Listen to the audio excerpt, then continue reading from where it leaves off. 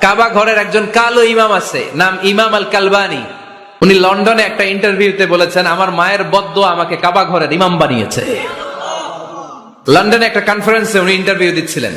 ওনাকে বলা হলো, কাবার সব ইমাম সাদা ইমাম, আপনি কালো মানুষ, কেমনি ইমাম হইলেন? উনি বললেন, আমার মায়ের বদদোয়া আজকে আমাকে কাবা ঘরের ইমাম বানিয়েছে। উনি বললেন, আমি ছোট্টবেলা অনেক বদের হাট দিছিলাম, আমার মতো দুষ্ট আমার এলাকায় কোনো ছেলে ছিল না।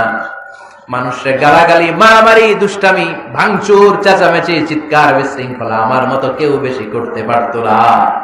কিন্তু আমার মা ছিল অনেক বড় আল্লাহওয়ালা।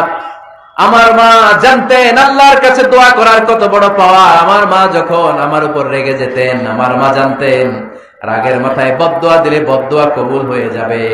এজন্য যখনই আমি বেশি দুষ্টামি শুরু করে দিতাম, আমার মা রেগে আমারে বদদোয়া দিয়ে বলতেন, আল্লাহ তোরে হেদায়েত দেখ, আল্লাহ তোরে কাবা ঘরের ইমাম বানায়া দে।